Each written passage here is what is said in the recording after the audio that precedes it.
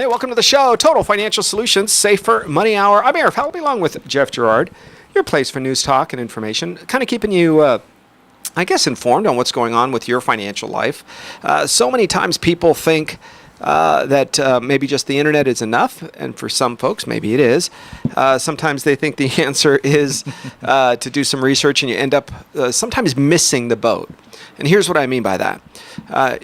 You get parts of terms correct. So you might make financial choices going down a road that is based on a false premise. And that can end up costing you money in the long run, maybe even lots of money if you're not careful. So how do you make sure that you're going to at least keep your kids, certainly your new college grads, from making that same decisions, those same decisions, the choices that you made? Maybe you built a financial life on something that was just not quite accurate or maybe completely false. How do you avoid that? Well, you do so by, I think, having a conversation with your kids, especially if those college grads are coming back.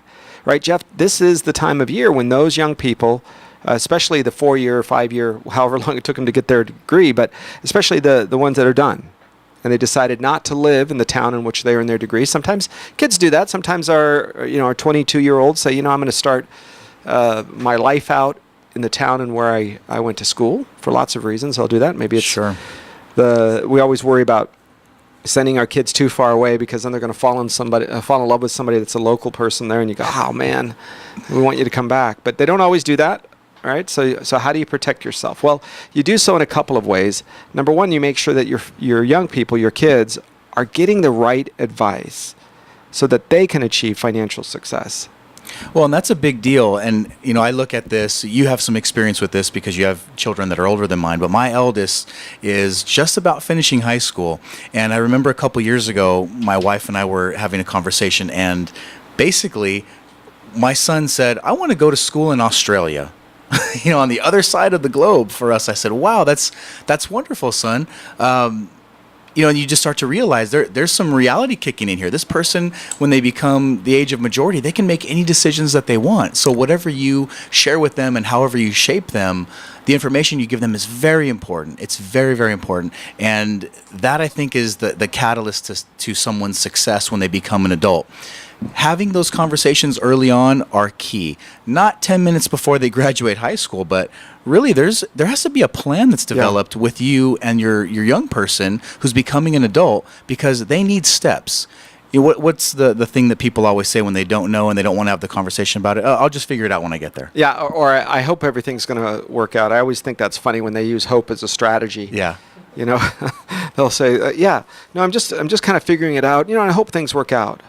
Well, guys, hope is not a strategy. 1 + 1 is 2, even if you hope that it's 3, or if you really, really believe that it's 4, or if you have all the faith and conviction and belief that 1 + 1 is 6, folks.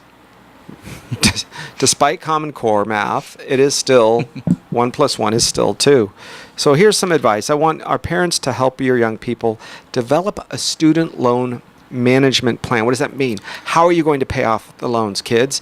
There are a couple of options that they might have depending on the career that they're working on and where they live, etc. But there are some programs that allow you to do what's called income-based repayment plan. That says if I earn this much money, then there's a percentage of the income that you earn past a number. Right? So if you earn $1,000 a month, they're not going to take half for the student loans. But if you earn $10,000 a month, they will take a big part of the payment to pay it off. So there's an income-based repayment plan.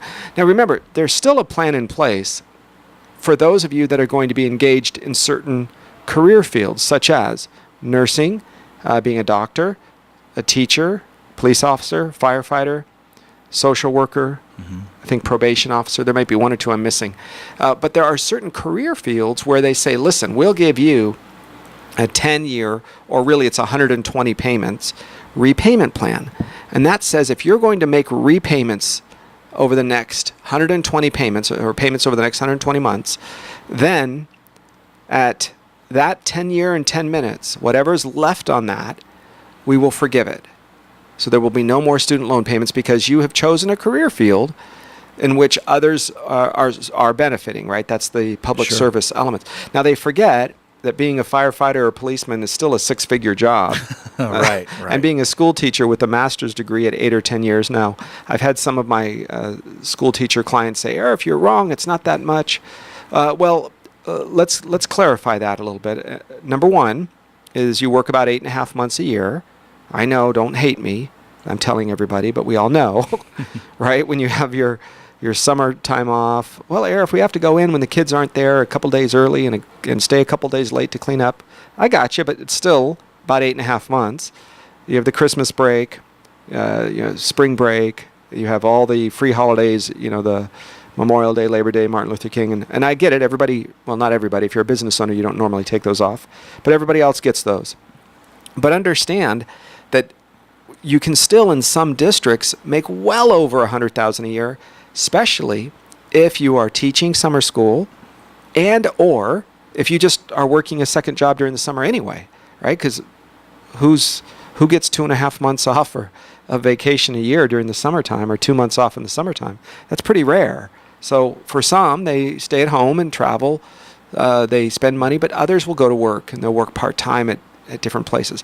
The point is, you can be approaching six figures with 8 or 10 years on the job, which is right. As a new college grad, nobody expects you to walk in the door where you can't even find where the stapler or the bathroom is, right, and figure out that you're going to be making as much as a 10-year, experienced professional. But the point is, at 10 years and 10 minutes, right when your income is really steeping up into the six figures, you can and should be paid off. That means no more student loans. So now your income has gone up. And folks, add benefits in there, right? Certain retirement benefits. Very, very few people receive a pension. Police officers still have a very nice pension. Firefighters, nurses at some hospitals for the county, city, state, I know. But others don't. And they have generally a pretty generous, if you work for Kaiser or Providence, you have a pretty generous matching program for your retirement account. So, well, it's interesting that these programs still exist, from the federal government, because you're talking about all the perks and benefits of those career paths, those choices for employment. There's tons of perks without that student loan forgiveness, but still it exists. And I think if you can engage in one of those programs during that time, that's still yet another inducement for having, some back end benefit. But you're right. I mean, there's going to be pension, there's going to be your salary is going to be in a great place. Healthcare benefits are tremendous in those types of fields, but not to mention they're service oriented, so you're going to be serving people constantly. So I think that's where it comes in, where they say, let's give you some extra benefit for doing so. Those are all noble fields. But I want to touch on something else, Arif. I do this with my kids. I know you've done it. It's getting your kids involved before they get to the start line. And a big part of this is, like you said, they don't know where the bathroom is. They can't find a stapler, the emergency exit if they need it, God forbid. What are they going to do when they get there? Well, I think it starts well before that. It's doing internships. It's getting involved with businesses at some level and finding a way to have some type of culture other than just, I went to school, I got good grades, and here I am, sign me up, can I have a paycheck, please? It starts well before that, because they have no life skills in most cases, even though they have a high school diploma, a college degree. If they're just checking in with school, that's not going to well round somebody for an employment experience. So I think getting involved early is the key. Yeah, and don't forget that summer job or that part-time job is very important, because that is experience. Even if it's an internship, and you go in humble, you always work more than they expect. You do more than is expected of you. You show up a little earlier, you stay a little later, you work a little harder, you ask questions, you're curious, you have integrity. Those are all very key components to that part-time, that summer job, so that maybe if you stay in that career field or you can work with that company, you need to tell your kids, start applying for jobs and companies in which you think you want to work in. Now, I always encourage you to have them work in the career field, even if it's part-time, even if it's summer work, when they're in high school, as Jeff was saying, so that before they go and get a bachelor's degree in a college subject that they don't even really like. How many of you, keep one hand on the steering wheel, but how many of you got a degree in a field in which you never really worked? Lots of people. Statistically, 70% of the people out there. It's not going to be something that is easy to know early on, because often people have the fantasy and the romance of that career, and it isn't until they get out there, they give it a shot, they look at it, they see people that have been in it for a while, and they can look at their supervisor or their supervisor's supervisor and say, that's where I will be in 10 years. I don't want that. Or that is exciting. That's really what I thought it was and more. We want them to know that, so that now you're going to be spending money. So when they make that student loan payment and you have a plan to pay that off, there is a structure in place where you don't have resentment along with it. Because for a lot of people, there is a depth of resentment towards their higher education institution.